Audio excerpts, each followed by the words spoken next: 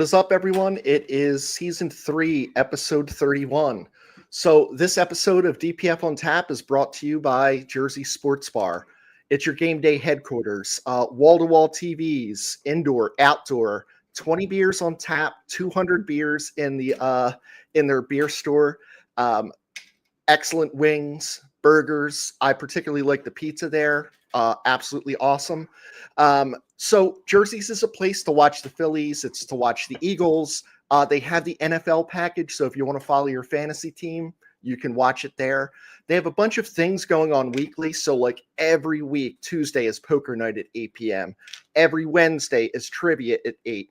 Every Thursday, they're going to be playing the NFL. So you can go over there tomorrow and see the Cardinals and Seahawks at 8:15. Live music on Saturday starting at 9. And then it's always Eagles on Sunday when they play Sunday. And it's awesome. It's just a sea of midnight and Kelly Green. I had a blast going there. It's, Eagles chants. It's just absolutely incredible. Celebrate the wins, ride out the tough innings, and always cheer with the best fans in Philly. Stop by Jersey Sports Bar, where the game is always on and the fans are always family. So thank you, Jerseys. Nice. I'm going to talk about Iron Hill. I got their light lager here. Chris and I went up to the Huntington Valley location last week, hit their happy hour up. 15 to 20 of their beers on tap. Everything's great. They're really moving into their seasonal stuff now. They got a bunch of pumpkin beers, their Oktoberfest.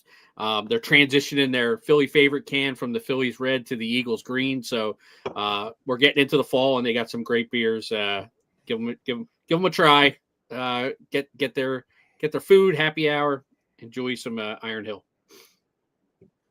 Last but not least, Dr. Brew Littles. Check it out. Maple Shade, right around the corner. I used to live, if it was there, I would have been there every single night. Pet friendly. Dugan says you can bring your snake even if you want. And you could bring food in. So great food options around the neighborhood. Check them out. I really like this IPA they have. It's called Grog's Paradise. So really cool little spot. Dr. Brew Littles. Appreciate them fueling us. Brew Littles did something else cool very quick. They have a mobile groomer, so you can come in, drink some beers, bring your dog, bring your cat, get them groomed while you're drinking some beers. Absolutely genius idea. So kudos to Brew Littles for that. Yeah, I'm like, oh my god, my Lucy would be shaped every week. Guys, I wanted to start off the show, and I feel like a baseball podcast really needs a strong opening. Like, I want the viewers to kind of like hear baseball, exude baseball from us. And, I'm not going to do that today. So I want to talk about Task. Task, I fucking like the show. So if you don't know, Task is a show on HBO that's based in Delco, and they did one before called Mayor of Easttown, M-A-R-E of Easttown. It is so fucking annoying that they have people that are British. They have people that aren't like from Delco or from Philly. And they'll it's just so fucking overblown. They're like, yo, we're going to go to the house. Yo, we're going to get water. So the one dude's from here, legit, he's just channeling, his old self. But you can hear the British come through on these other people. And I'm just like, what the fuck are we doing? We can't there's 20 Delco dudes that could fucking play one of these things, and they're going to be legit. They got this dude Peachy, and he's like, yo, what's up? That's a John. That's a John. And I'm like, what the fuck's a John? It's where you get to the bathroom. If you're not saying fucking John right, I'm out of it. It's unbelievable. So this is the yelling at cloud segment. I'm going to stop there, and I'm going to move to something else. I was furious yesterday, and my 2 segments next are going to be furious stuff. Fuck Tyler Phillips. He was came here. He's a local dude. I think he's from Jersey somewhere. It's close. Had a great season with us last year. He kind of did that, shutout.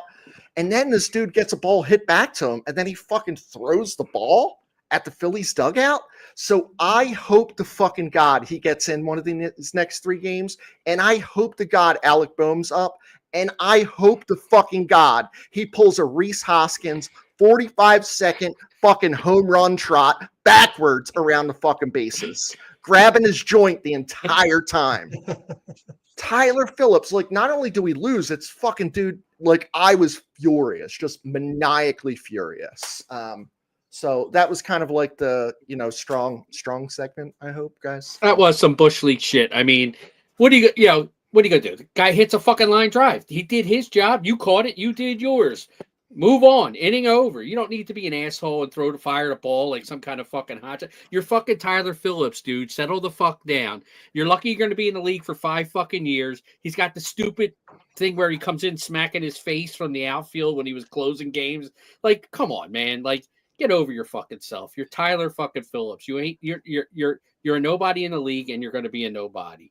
And I agree. I hope Bohm gets a shot to take him deep and does kind of, Cadillac it around the bases, Like Jeffrey Leonard, one flap down, whatever he's got to do, chicken wing the other one, like just be fucking obnoxious. I mean, like your team is 15 games out of first place. Like, come on, man. And there's 6 games left. Yeah, it's just it was a bad look. It's a bad move. I hope he gets dropped today.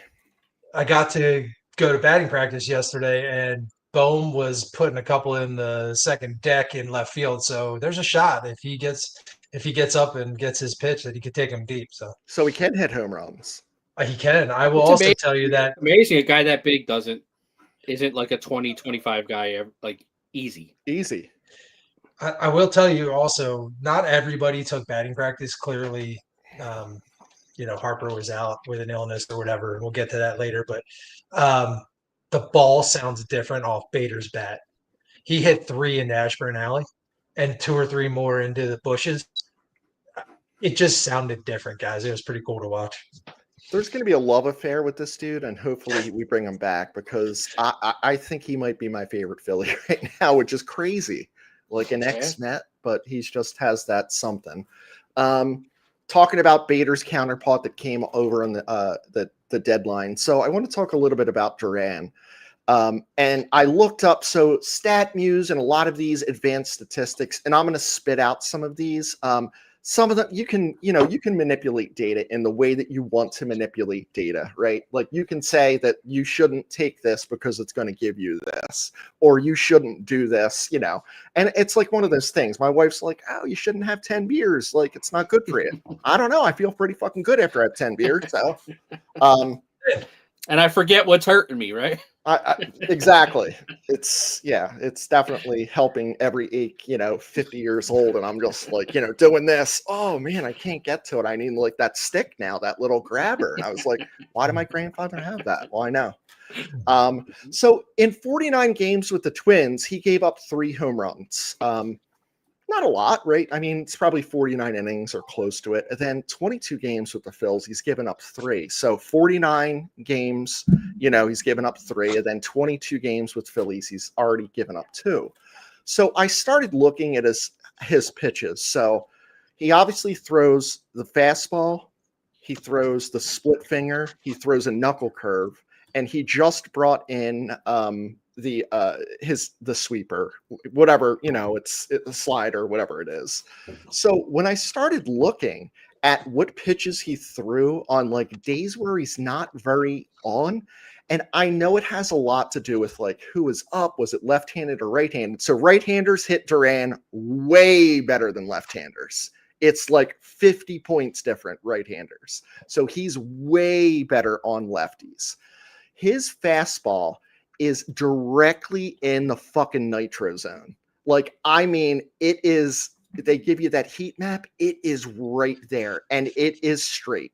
It does not fucking move. So I started to think about this. Like, he's all pumped up. He's like, I'm throwing 103. Then I'm like, if I could throw 103, would I care where it went? Or would I trust that 9 times out of 10, they're not going to hit it? Well, 9 times out of 10, they don't. But the one time they do, his exit velocity off that is massively different. Not to mention, I would think he's a fastball first pitcher. He is not a fastball first pitcher. He throws way more split fingers than he throws fastballs. And I was very surprised at that. Probably because the fastball's straight. Yeah. At least it gives you a little break on the splitter, Here's the thing that really blew me the fuck away about the fastball. So I don't know if you're familiar with, listeners, I know you guys are. There'll be this strike zone that they show, and it'll be a heat map. So where it's dark red is where he throws it all the time, and then it goes to lighter red, and then it goes to blue, and then it goes to white. White means it's never thrown there. So it's not only in the zone, but it's outside.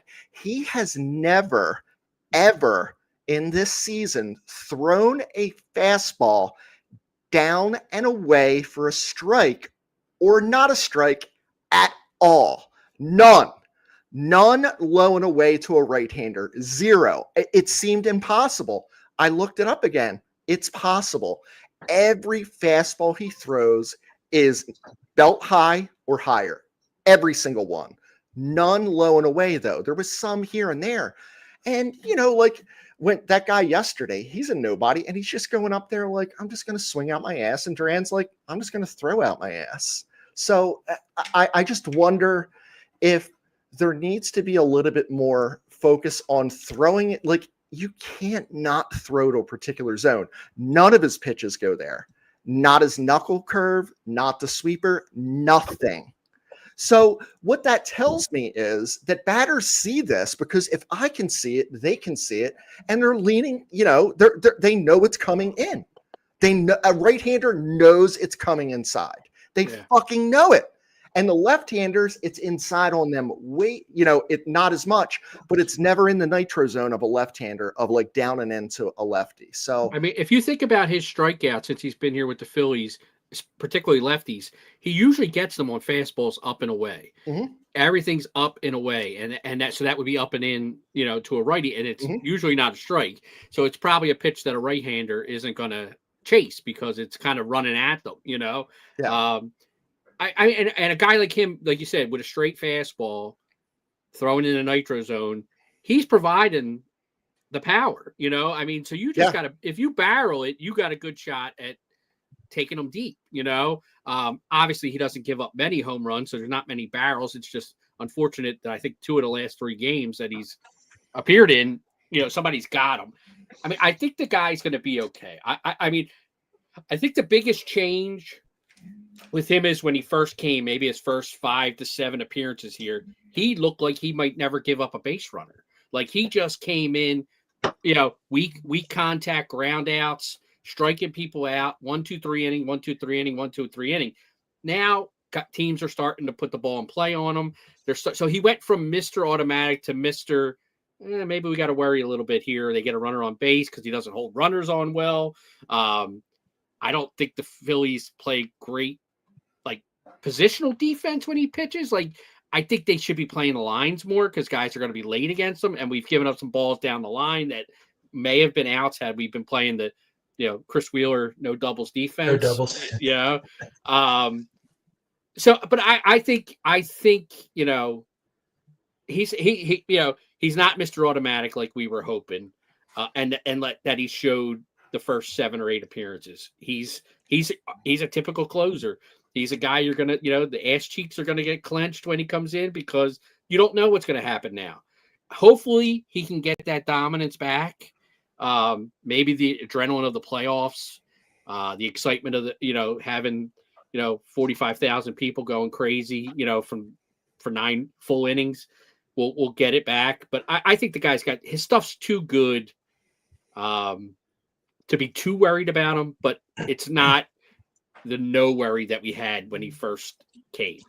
So I think you got to take what Chris was saying and think about hitters' approaches, right? When he first came here, maybe not, they hadn't seen him a little bit because he was, newer to the team.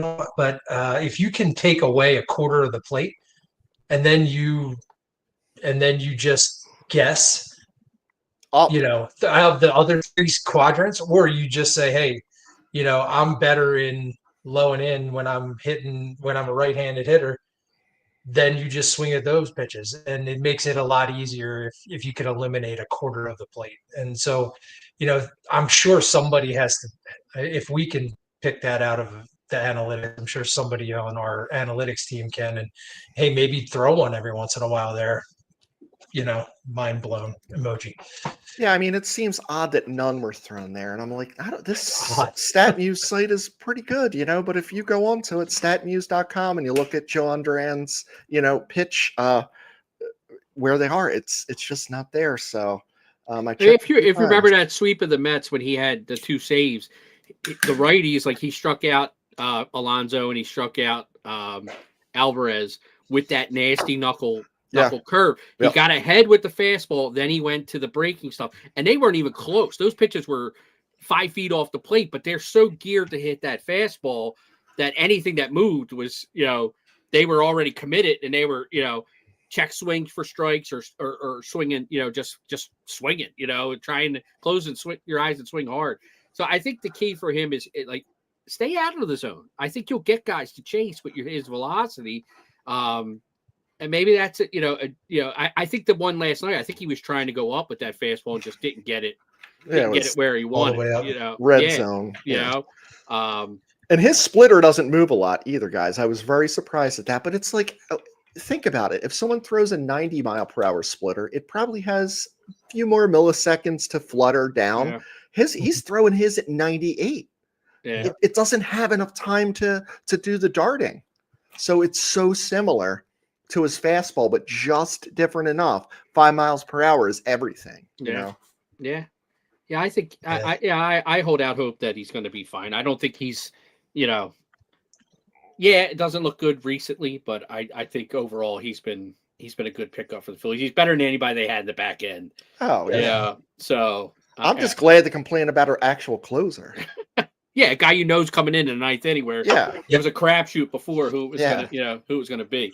Yeah. But you're kind of leading me into what I wanted to talk about, Chris. When you're talking about the back end of the bullpen, I'm not as worried about Duran as maybe you are.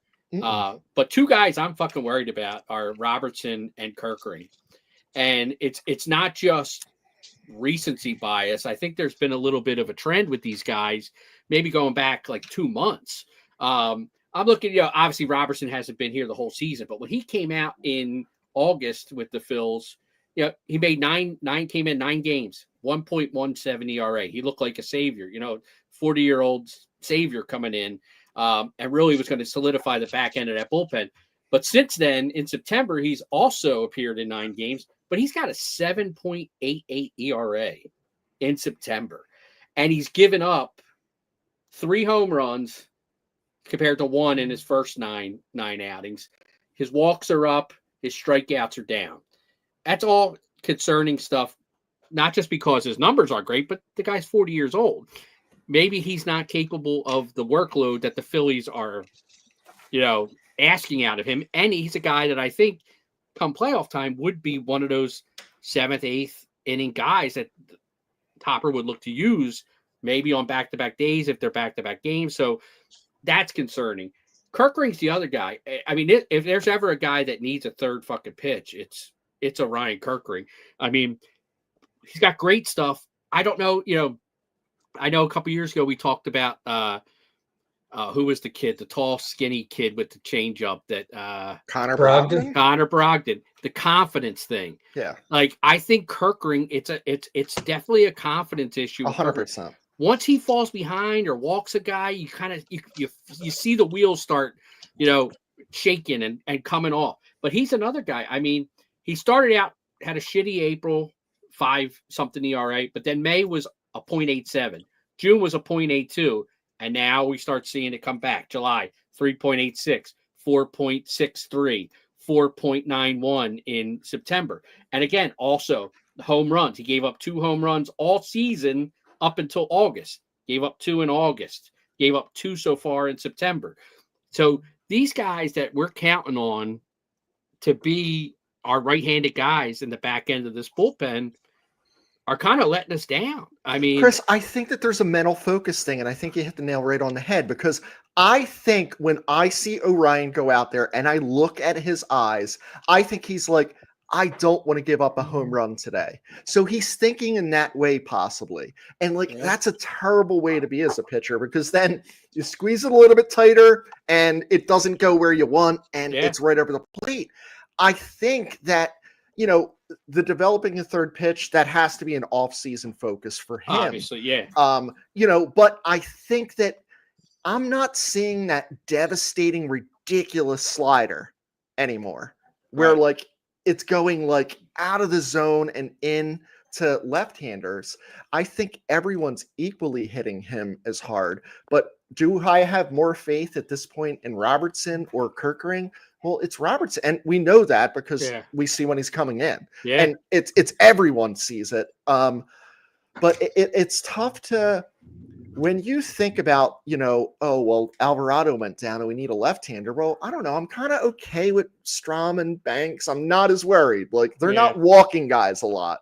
They're getting hit a little bit, but it's these fucking walks with these guys. That's the one thing that concerns me, and I should have looked at it, but I'm sure he is. But with Alvarado, being suspended, I think that has taxed some of these guys. Like, I know Tanner Banks has already reached career high in innings and appearances. I'm sure Kerkering has probably hit career highs this year. I didn't go back and look at that, but I'm sure he's reached it. And I think we kind of saw that the last couple of years in the playoffs with guys like Strom and Hoffman, that when they got to the playoffs, they were shot, they were burnt out, and they weren't as effective in the playoffs as they were in the regular season. And that's my biggest concern, is we're talking about back end guys that are going to come in and pitch really important innings in the playoffs, and they may be shot. Like, they may have shot their load already. And I think it's ridiculous to even think that, because, I agree, but at some point, the Phillies starting pitching have the most inning pitch by far of anyone in the league, which means less bullpen. But Tanner Banks was leaned on incredibly heavily. He was the only lefty, the middle inning lefty that we had for a while, I mean, it'll be interesting to see what they do. And I 100% believe that Robertson and the Kerkering struggles are why Walker Buehler's here.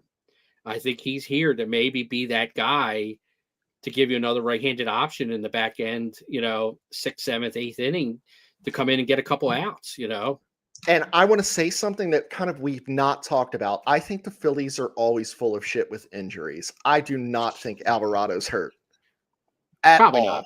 Probably not. I think they're just oh, he has a forearm strain, he's out for the season, because they're he's not going to help us. We got to figure out who the fuck other guy we're going to use. Is it Trevino? Is it Lazar? So we need the space for this next guy. I feel like the Phillies are the most dishonest, and I was surprised yesterday that they're oh, JT has not broke his hand. So it was very quick. It was on the radio and it was on TV. So I will give him kudos for that. But I don't think Alvarado's hurt. Yeah, I don't think he's hurt either. I think they're trying to figure out, does this other lefty that they brought in, Maez, have a shot, to make the roster? And, with Banks and Strom, we'll see. I mean, we'll see. But I'm concerned about the righties right now in the back end of that bullpen, because I don't trust, Lazar or Trevino, or, I don't think Romano's ever coming back. I think they're going to keep milking that injury, No, I mean, he's just not coming back. They're not going to bring him back. But. He's did you ever see that girl that has Tourette's on social media, and she always you're done, you're done. I think it's they just did that. Tom Borowski was you're done, you're done. Whatever it is, we're gonna have a nebulous injury that can't be traced to any scans. It's a feeling or a vibe that's hurts more than there's actual proof of hey, we have to remove a rib and do actual surgery. So So on that subject, and just going to the position players, something that I was thinking about that I wanted to get your guys' opinion on, and everybody in the audience here. Lately we've had a great string this year of not having a lot of injuries, and then lately, Turner went down, and then Sosa went down, and then we had the scare with JT last night, and Bohm went down, and Marsh was sick, and now I guess he was roommates with Harper because now he's sick, right? And so I got to thinking, I'm making the list down, I'm looking at all the roster, and Sosa's back today, so there's a little bit of question on his health. Is he really, have we rushed him back? I don't know the answer to that. Then we go to Weston Wilson, who played second base last night, by the way. One of the runs was on him because he didn't catch the ball thrown from the outfield. I watched it live. It was like a not minor league, like a minor league, little league play, basically. Then we got a man called Otto, Marshawn, and Stubbs. Like, I'm not like really confident in all these backup position players. And if we're gonna have these, I know it's a long season and people get nipped up. If we're gonna have these things, who are we gonna lean on as we go into the playoffs? And that's something that I wanted to talk to you guys about, get your opinion on. So, Mike, it's a good point. And one of the things when you said Weston Wilson yesterday, like the TV doesn't show it. I know you were there when he got thrown out at second by 50 feet. Was the first base coach sending him, or did he fuck up and go on his own? No, he went on his own. Okay, because he looked back at Paco Figueroa, like it was like, why did you tell me to go? I just got hosed. Okay. No. I mean, with he was going. He decided about a quarter of the way down first baseline. He was going. I wonder where he learned that from. I learned it by watching you. Exactly. Remember that? Like any 80s kid knows that. Where'd you know the drugs? Hey, where'd you learn to drink beer? Like, I don't know. If everything goes right, there's going to be some instance where the only person in the infield that maybe pinch hit for is Stott. That's the only person, right? So do I feel confident in Kemp or Wilson coming in late to give me a home run? Well, no. But do I feel confident that Stott's playing 90% of the time at this point, or Sosa is? Probably. So I don't think the bench infield-wise matters much or at all. Now, I think that if we're playing left-handers, Max is not going to play, and they're going to go to Nick. But then at some point, why keep Weston Wilson and keep Otto Kemp when they're the same player? They're close to the same player, right? Like one is able to do this a little bit more, but they're the same. So who's going to come, out instead of those guys? They're either going to carry an extra pitcher, or more than likely, we know that good old JR is going to come up, which Dugan mentioned on the prior podcast, which makes sense because late inning, if you then look at Kepler, Gold Glove, Rojas, Good Glove, and Marsh, Good Glove, 7, 8, 9, I'm pretty confident in the outfield at that point, right? Yeah, and you still have Bader, who's a fantastic center fielder. Yeah. So it's I agree with you, Chris. I'm not worried about the infield. I think the starters are going to play 95% of the playoff time, and like you said, maybe Sosa will pinch hit for Stott against a tough lefty or something like that. I'm even thinking, like, I was looking, once the Phillies started this kind of platoon thing with Kepler and Castellanos, Kepler kind of took off a little bit, and his numbers were pretty good. I'm trying to look and see what I had. Like, he had 273 in August, which is nice. And Nick didn't hit so great in August. He was only like 180, but it's kind of reversed now where Nick is hitting. He's hitting 324 in September, and Kepler is hitting 235. So I think Nick is slowly winning the job back, and I think it's going to become kind of matchups in the playoffs. So you're going to look at, like, if we're facing a righty whose splits are kind of 50-50, gets righties out as much as he gets lefties out, you may see Nick get a start against a guy like that, even a right-hander. Now, if it's a tough right-hander who dominates right-handed batters, then I think you're going to see Kepler. But I think Nick's going to get the most playing time in right field. I mean, let's go down the path that it could probably happens right now. So we're probably, like, if everything comes up, like, you would think LA is going to win, right? So who's playing against Snell? Well, it's Casty. 100%. Yeah. No doubt about that. Like, zero. Glasnow or, that showy dude. I guess it's Kepler. That's probably Kepler, yeah. I think they're both tough enough that you would probably go with Kepler. And I'm okay. I'm okay with having Nick on the bench, especially against the Dodgers, because Tanner Scott, lefty, and the back end of their bullpen, you have a nice right-handed bat to come in to pinch hit. But yeah, I think it's pretty set. And I do think I did see today where Topper said Rojas is going to that stay hot camp or whatever to, be ready after the minor league season ends. So, and you're back to your question of Kemp or Wilson. I'm keeping Kemp if I have a choice. I think he's the better hitter. Wilson may give you a little more flexibility defensively because he can play the outfield. He can play second. He can play first. Yep. Kemp's, I think he's more of a corner guy, even though I know they played him at second the other night. But I think he's a better hitter than Weston Wilson. So I'd err to the better hitter. Yeah, I think he's less K prone, and I think in the playoffs that's really important, guys. And it could come down to who's a better bunter. Like, I don't know. I know I've never seen Weston Wilson bunt, and I'm not sure if I hit Otto Kemp. I have to tell you, they actually do bunt in batting practice. I was shocked to see that yesterday. And one of our players who we figured out later on, I think it was Marshawn, he took like 6 bunts rather than just bunting them. He took 6 bunts and then he started swinging. So I wouldn't give Marshawn the bunt sign. Let's put it to you that way. Yeah.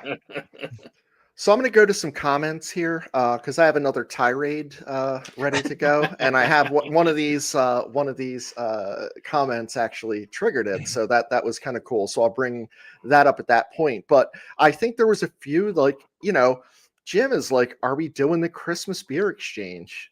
I think it was fun. I think we should. Great. And I think we like 24 different beers. I think that Jim, we're looking for people that are like getting 48 people there so we can leave with 48 beers. So everyone bring 2 cases this year because I think all of us at some point, which was, I think the exchange was on the 2nd and on the 8th, there's texts going around like, "Hey, do you have any of the St. Bernardus left? I'm out of the Bernardus." And I'm like, Jesus Christ, this is kind of, You're the one that sent that text. What do you mean? All right. That's more onto the beers again. Nathan John says he screenshots every time you post the fridge to get all the beers. So I love that.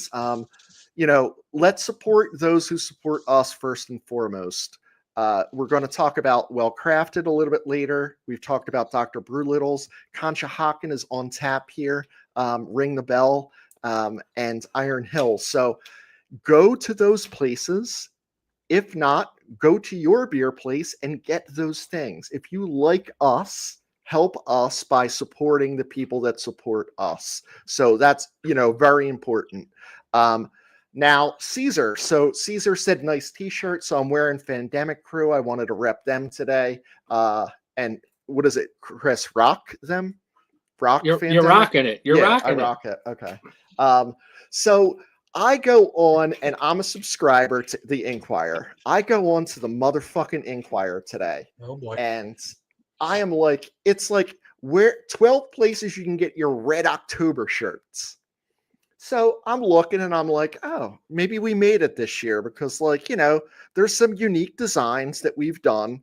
They've done pretty well. A lot of people have changed their profile pictures. That's another thing. If you changed your profile picture to the logo that we've created and selling and you're not buying it, you're a fucking bedbug. Buy the fucking t-shirt. And that's that dude from Skinny Joe. He always says bedbug and it fucking cracks me up. It'll knock your dick across the street. Exactly. So I go on to this thing and it's fucking not all terrible because there's a few, and I'm not naming names because I'm not doing that. We're not on there, which I'm pissed off and I'm jealous about, and I feel like we deserve at this point. I go on to all 12 of these fucking things. There's not a single motherfucking shirt that has anything to do with Red October. None. Not a single shirt on any of these 12 sites that say it. So Matt Savage, get your fucking head out of your ass. You posted the same exact fucking article because I looked it up as last year. You didn't do homework. You copied and pasted. Get your shit together. 5 of the places didn't have any Philly stuff. None. It was all Eagles. Whatever they're paying you, we will pay you more to get on there. We fucking deserve it. What the fuck is going on when they have 5 of the 12 that do not have any Philly stuff, and then 12 out of the 12 have nothing that says Red October? Nothing. All right. Wow. We can move on. Shit, I better buy a shirt. Yeah, you got the Duran Red October one.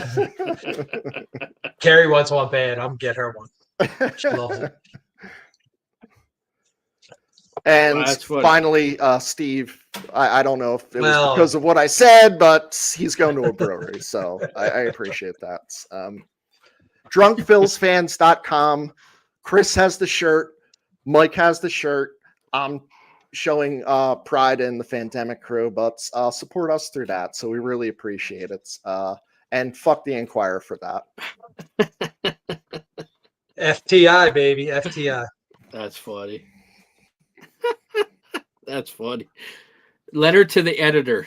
Matt Savage is a fucking hack. Oh, I'm sure that I looked him up and I was like, you know what?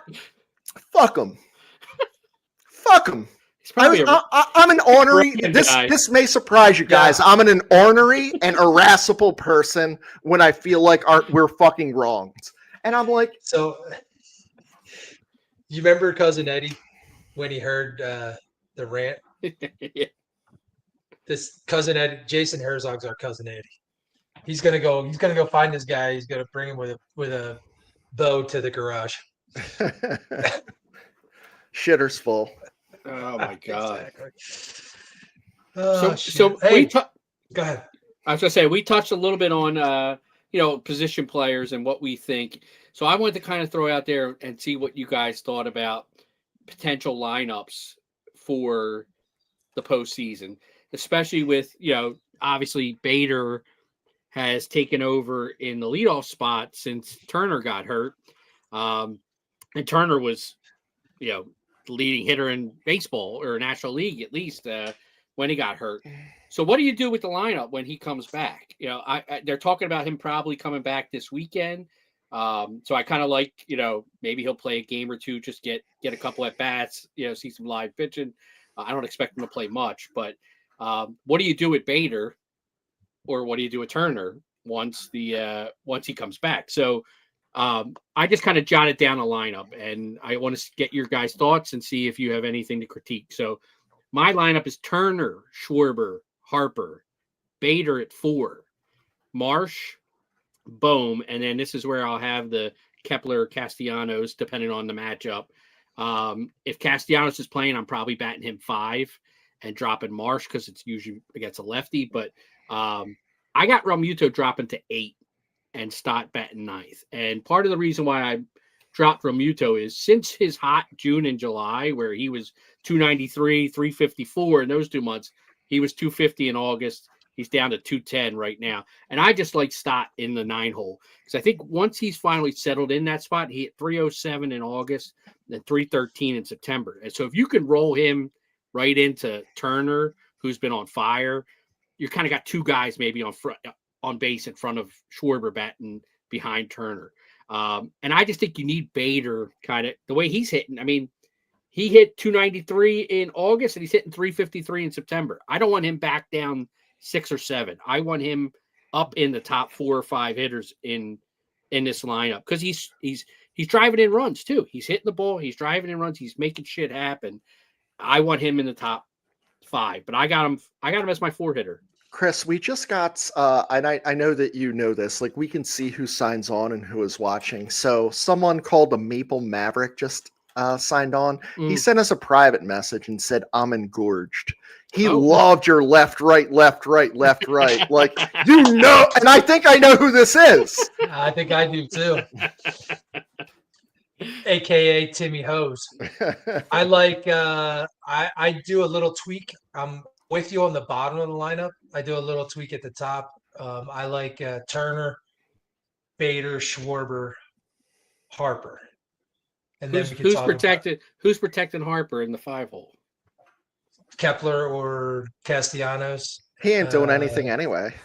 Marsh. I know we say that, but he's got 27 home runs and 75 RBIs. I mean, I know it's like how many RBIs? 75. That's not enough, Chris. He missed a month. All right. I mean, I guess that's 20 RBIs. I like okay.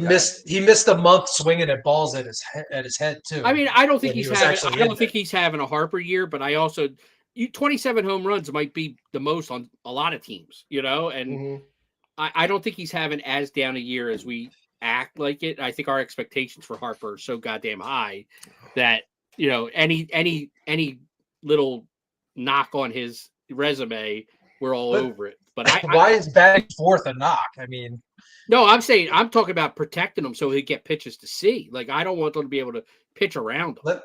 Because that's what happened the last couple years when Bohm fucking batted fourth behind him. They had no fear. Bohm didn't hit shit the last 2 playoffs.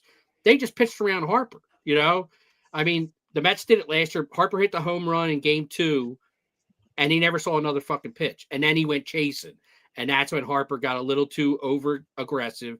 And he went chasing. I want Harper to stay in the zone and be locked in. So I need somebody behind him that's going to force him. Like, if you walk Harper, well, I'm going to fucking do some damage. And I don't know if Kepler and Castellanos are that guy. I think Bader is, because he's shown to be a pretty decent contact hitter. Just saying.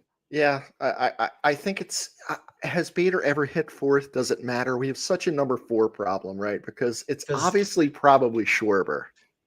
It's traditionally your 50 home run guy. That's why they have it the way. That's why they have Harper protected him. Yeah. All year. I mean, it started, if you remember, Harper was batting second at the beginning of the year. I remember. With Schwarber third. Yep. And they quickly changed that to now Harper's protecting Schwarber, and he might set the fucking franchise record for home runs, Yep. I mean, we could go and start this topic again if we really wanted to. But I don't know if Chris has another rant in his heart tonight. He's already 2 for 2. Man, I don't know. I feel like it was 3 for 3, Mike, but it's 2 for 3. It's still 667. That's not bad. I said 2 for 2. Well, I did the Tyler Phillips, the Task, and then the T-shirt one. Oh, I forgot Task. But I do want to do another. I didn't really know what that was. I do want to do another rant. So we did this thing where we had this party, and if you bought T-shirts, we spun the wheel, and randomly one of the people that spun the wheel was Dan Heckler. So Dan Heckler came to the garage, and he is the owner and creator of Heckler's Hot Sauce. He brought over hot sauces for everyone, and specifically this spicy ketchup. So he's selling it at Acme's local stores. So check it out. The spicy ketchup is my personal favorite. It's kind of like, I think anyone who's tried it's favorite. And I wanted to give a shout out to Joe's Meat in Glenside. Hot dogs, outrageously good. TNF also gave some hot dogs, but they're hoagies. Like, I had people texting, like, where were they from, and is it far, and can I get it? And I was like, well, no, it's like 20 minutes away. So they give us a hoagie tray. They have one called the Philly Special, the other one called the Grand Salami. I mean, so thank you to Anthony and Bryce for doing that. It was incredibly kind. And also, we had some Impossible dogs. So Mike, you weren't here. We ate some Impossible hot dogs. It wasn't everyone because they're a little bit afraid of it, but I did do it, and I thought that they were good. So appreciate all of that. He mixed them in so you didn't know. I was like, I would definitely have tried for sure. Yeah. So we had the hot dog roller by Dave of the penalty box up the street. We had some dogs that were in sauerkraut. So it was pretty cool. I didn't do the grilling thing just because, I want to watch the game and drink. I don't want to be fucking around with a grill. The roller does the job for you. The crock pot is a crock pot. So, what about trivia? Do we have something for this week? Absolutely. First of all, I'm happy to say that I got to go to the Lansdale location of Well Crafted, and took Uncle Junior and our youngest daughter, and the food was amazing, first of all, but the beers were great. And we came back with growlers. So you got the what do you have? Ring the Bell on tap at the garage. Yep. I got growlers. This one here is the pumpkin spice Americano. That's the one. Dude, super amazing beer. That's the one. Dugan's daughter loves it. Everyone loves it. Not over the top, but great little pumpkin flavor. And we also got another growler of an IPA. I won't talk about that because that's anti-Chris, but it was very good too. But I just wanted to tell you that trivia tonight is brought to you by Well Crafted. specifically, shout out to Sabrina, our server. She was amazing, guys. Go check her out. And they had some live music that was really good too. And I think you guys talked to Doug while I was on vacation last week, and they do a lot of live music down there. So check out their website and their Facebook page for the lineup coming forward. But there's a little collapse going on in the league. It's the Tigers, right? I think there were 19 games ahead like 6 weeks ago. 3 or 4 weeks ago, they were 11 games ahead or 9.5 or whatever. And now yesterday, the Guardians tied them up. So my trivia tonight is, and I'm just going to ask this question straight up. And then if you guys don't know, I'll give you a multiple guess. All right. In September of 2011, 2 teams blew huge wild card leads. One in the NL, one in the AL. What 2 teams were they? So I know the one. It's because the Cardinals got in, and the Phillies had the opportunity to.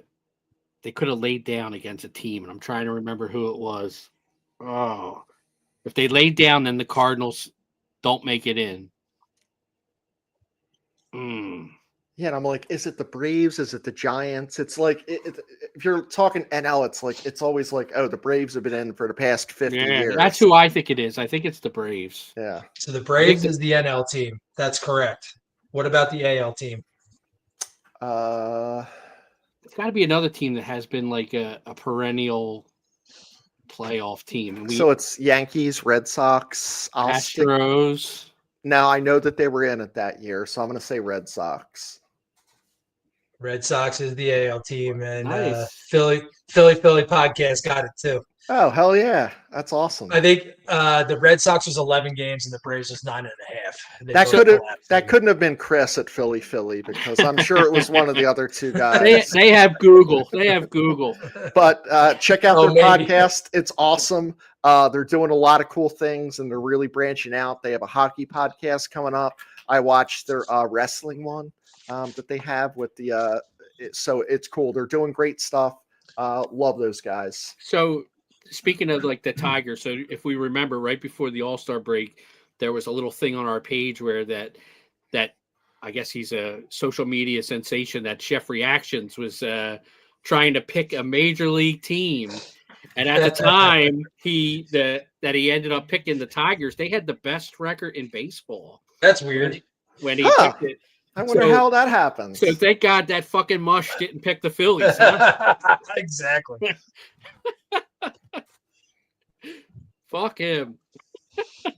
The Tigers are like, what the fuck? This guy picks us. we get screwed. You should. I wish he would have picked the Mets. Maybe he did. Maybe the Mets are his second team because they've shit the bed since the All-Star break too. Could be. Maybe that's our NL team. He interacted with us, and it's like one of those things where, like, it's cool. This dude's got like millions of followers, but he was reasonable and nice. And we basically so for those of you who don't know, Chef Reactions was like, oh, I want to pick a team. And I messaged or I sent like, fuck you, go pick some other team. I don't want you to pick the Phillies. Like, that's what I said. And he was like, I'm going to take that into consideration. I appreciate that. And his explanation of like why he didn't pick the Phillies was like, there was a lot of people that were like, fuck you. If you're not a lifelong, go fuck yourself. There you so go. it wasn't just us, but I'm glad that he's a Detroit fan. Him and Tom Selleck can go fuck themselves. There you go. Magnum. Yeah. Guys, Stubbs isn't going to be here. I don't know if he's going to be the DJ. He's going to be in there. But I want to talk about vibes a little bit and just compare and contrast our personal feelings on how you felt in 2022 as opposed to 2025 going into the playoffs. My personal feeling is that moment when Segura snaked one through the Cardinals. I was not a believer until then. That moment was the believer moment, and then Harper's home run, I thought, was a moment. It was like the Rollins double. It was, all of those things that kind of happen, those small things. I don't know, because I was feeling good, and then you see a clunker like last night, but you're like, oh, Turner's out, and Bohm just came back, and Harper has a tummy ache, or whatever it is. I we're skeptical going in, but I'm so hopeful. You're so hopeful because 2022, top of the world, almost down, down. At least we're not going to go more down. Like, I don't think there's any chance that, we don't get to the NLDS again. But I'm hopeful in a way that I don't feel like 2022, because it was magical. It was like the first time that we're kind of there, but I feel like this is a time and a year of the players where we have these role players that we didn't have. If you look back at last year, and the easy way we're able to do it is we have this Facebook page, and Facebook doesn't like to show it to a lot of people at times, but we post a lot of smart, snarky, dumb, drunken, idiotic, really important texts. So it has this thing called memories. So I go look back, and I was like, wow, we had fucking Colby Allard on this team. Yeah. We're better than the team with Colby Allard, right? Yeah. 100%. Marshawn is better than Stubbs, right? Marginally. Bader's better than Rojas. 100%. Yep. Duran's better than no one. 100%. Yeah. So when you're looking at it this way, and this is positive Chris, you guys aren't used to this. Are we a better team in 2020, now than we were in 2022, 23, 24? Yeah. So let's get behind it. Buy the fucking t-shirts. So 2022, I think for me, went into the playoffs with, happy that we made it. It was so long since we got in there. And then, like you said, Chris, there were some magical things that happened, during that run that, is that a Nola moment? Do we just have a Nola moment, Mike? I was just like, what the fuck? We did. There? Holy shit, we had a Nola moment. That was beautiful. You might need to check your shorts on that one, brother. No. You seriously may need to get checked out again. That's like that. You might have a fucking issue there. Got my neck scanned in 2 weeks. No, I mean the dogs. I Yeah. just saw Danny behind you, and she fucking rolled over. Oh my god! But That's all right. I lost my train of thought there. But like I said, 2022 went in with, we made it, happy to be there. Those special moments almost made it feel like they were a team of destiny in 22. Like you said, the Segura hit and then the Harper home run. It was like, we're not gonna lose, and they did. 2023, when they made that playoffs, I said, we're winning the fucking World Series. We're the best team in baseball. I went into that playoff saying we can't lose. And then you go up, you have a lead going into Arizona. This series is over, and then they shit the bed. You had a 2-0 lead going to Arizona. I'm like, we're going back to the World Series and we're beating whoever the fuck we're playing. We're winning the World Series this year. So that was the most deflating part, because I was so goddamn confident that we were going to win. Last year, I didn't expect them to beat the Mets. They were not playing good baseball for the whole second half last year. I thought they kind of got into the playoffs on fumes, and I said, this team's just not ready to win this year. They're just not prepared to win. They're not a good baseball team right now, and the Mets were on fire. The Mets played incredible baseball in the second half of last year. They were just a better team, and they just took it to the Phillies. I thought maybe after winning that dramatic game 2 with the back and forth home runs, this, that, the other, maybe the Phillies would catch a little bit of fire. And when that game ended, their fire petered out. I have a different opinion this year. I think I'm going in with a lot of optimism. I think they're going to finish with the second best record in the National League. I think they're better than the Brewers. I don't think the Brewers are better than the Phillies. I think the Phillies are the best team in the National League, but it all comes back to their offense. And if they if they play the way they did 2 weeks ago when we swept the Mets, and then we went in LA and took 2 or 3 from the Dodgers, coming back in both of those wins against the Dodgers, that was the Phillies team I need to see when the page turns to October and the playoffs start. Right now, these games, Chris, they're meaningless. They knew the 1 seed was probably Yeah, a stretch. done. The 2 seed was guaranteed. So Yeah. I think they're playing out the string right now. Last night, the next 5 games. Get your 1 win, get your 1 loss from the Dodgers, get the bye. You're going to see them rest guys. Starters may only go 5 innings just to get them their work. Guys will get their work in. It don't matter if we win the next 5 or lose the next 5. What matters is, can they turn the page come game 1 of the NLDS? And that's what I'm hoping. I believe they can, but can they sustain it through NLDS, NLCS, World Series? I don't know, because this offense has shown it is so goddamn streaky that it might get hot for 4 or 5 games and then go cold for 10. And that's the problem. I think we have enough starting pitching. I'm hopeful the back end of the bullpen can be, right the ship when we get to the playoffs. So I'm going in very hopeful that this team can make a deep run. Yep. So I'm going to bring up this give me a moment, Mike. So Joe, and I feel like we're a self-help group a little bit, and I'm going to help Joe out here. So Joe says, folks, I'm not watching anymore. I can't handle any more bullpen changes that absolutely suck. I'm tired of being tortured into the dead of night. At 82 and a Phils fans forever, I have a right to bitch. You're in the right place, Joe. And I'm going to suggest you any of the beers that we promote, or Uncle Bad Load loves the gin. It's going to make these games go a lot easier for you. So, Joe, we are with you. We feel you. Don't give up, Joe. Stick with us. Don't. We're going to do it this year. Yeah. Watch.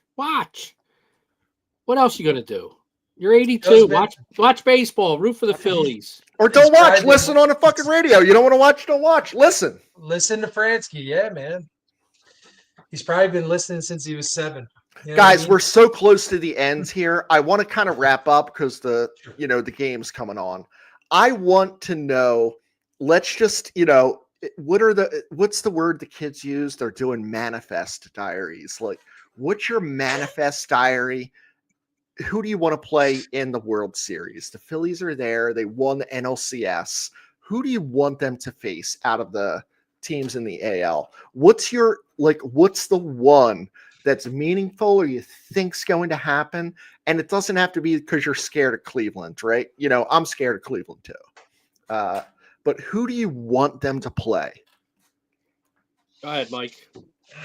So I would say right now the East is Toronto, the Yankees in Boston, Cleveland, Detroit, right? So out of those 5, I would not want to run into Cleveland because they're a buzzsaw right now. I get that. They suck. I'm not scared of Detroit or Boston or Toronto. I'd say I'd like to play Detroit. Okay.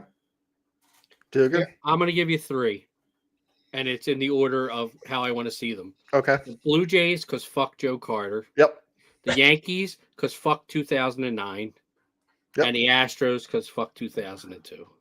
22. There's a lot of paybacks there, right? So it's like Toronto, Boston, the Yankees, Houston, like any of these. I want Seattle, Houston to not make it. But my dream one is like Seattle. I would love Philly to play Seattle.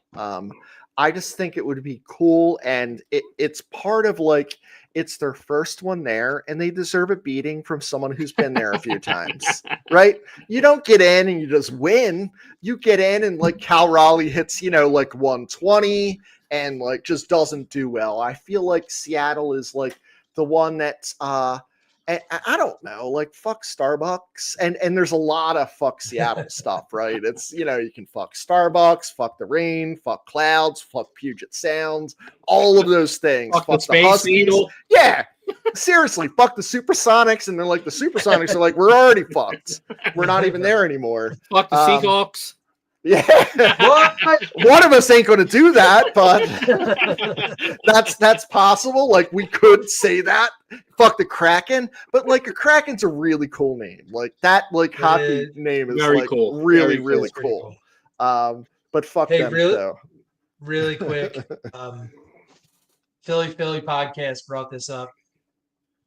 As everybody knows, John's going through some shit right now, and dude, Des Bryant, for as hated as he is in Eagles territory, took the time out to send him a message on Twitter or X or whatever you call it, telling him to get better soon, man. That was freaking class act, I think, from Des Bryant. So thanks for bringing that up, Philly.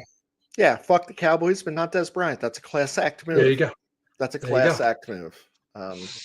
But still, I mean, fuck the Cowboys, right, guys? 100%. Fuck the Cowboys. Yeah. I mean, fuck Des Bryant and Fuck the Mets, fuck the Cowboys. Cowboys, fuck the Mets, fuck the Cowboys, fuck the Mets. It's so Cowboys. tough, you know. Let's see how the game goes. We're right at an hour. This is like one of our we're right on an hour, boys. So this is well done. Let's see what happens here. I'd like to go 5-0, but I'm not mad at going 4-1. But I'd like to go 5-0. So I'd like a win tonight.